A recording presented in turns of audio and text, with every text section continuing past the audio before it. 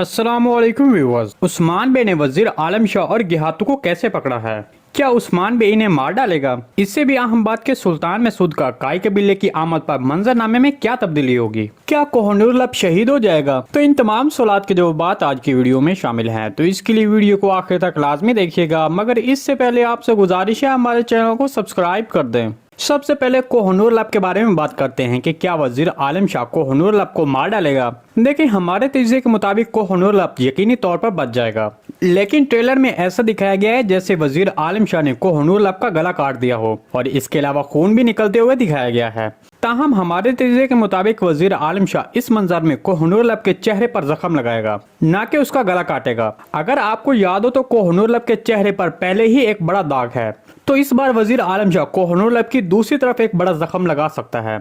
इसके अलावा अगर वजीर आलम शाह को कोहिनूर लब को मारना ही होता तो वो उसे फांसी देता ताकि सबके लिए इबरत बन सके, लेकिन इस मंजर में वजीर आलम शाह के फौजियों ने कोहिनूर लब के दोनों हाथ पकड़े हुए हैं, तो इसका मतलब है कि वजीर आलम शाह कोहिनूर लब को मारेगा नहीं बल्कि सिर्फ जख्म लगा देगा और जेल में बंद कर देगा। चलिए अब उस मंजर पर बात करते हैं जिस मंजर में गिहातू और वजीर आलम शाह को उस्मान बे के सामने लाया गया है। हालांकि ट्रेलर के उस मंजर में देखा जा सकता है कि उनके हाथ बंधे हुए नहीं हैं। तो अब हम आपको बताते हैं कि वजीर आलम शाह और गिहातू दोनों कैसे पकड़े गए हैं। देखें, जैसा कि आप देख चुके हैं कि वजीर आलम शाह और गिहातू दोनों मट्टी से लथपथ हुए बैठे हैं, तो यहाँ पर इस हवाले से दो मंजरनामे सामने आ सकते हैं।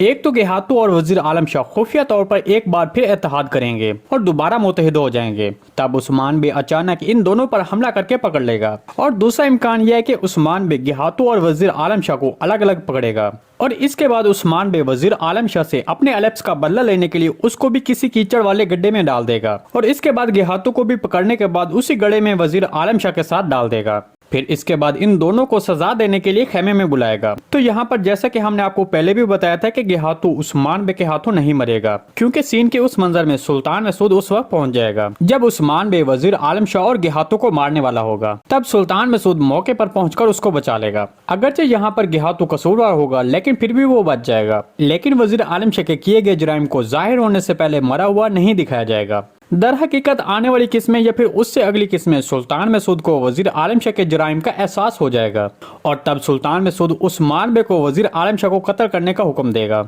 इस सारी रिपोर्ट के बारे में आपको क्या लगता है? कमेंट सेक्शन में अपने ख्यालात का इज़हार हमारे साथ लाजमी कीजिएगा। आज की वीडियो बस यहीं तक थी, उम्मीद है आपको पसंद आई होगी। अगर हमारी वीडियो आप तक बर वक्त नहीं पहुंच रही तो बेल आइकॉन लाजमी प्रेस कर लें ताकि हर आने वाली नई वीडियो की नोटिफिकेशन आप तक बर वक्त पहुंचता रहे। वीडियो अच्छी लगी इसको लाइक शेयर कर दें। मिलते हैं किसी नई वीडियो के साथ, तब तक के लिए अल्लाह हाफिज। वीडियो अच्छी लगी इसको लाइक शेयर कर दें। मिलते हैं किसी नई वीडियो के साथ, तब तक के लिए अल्लाह हाफिज। वीडियो अच्छी लगी इसको लाइक शेयर कर दें। मिलते हैं किसी नई वीडियो के साथ, तब तक के लिए अल्लाह हाफिज।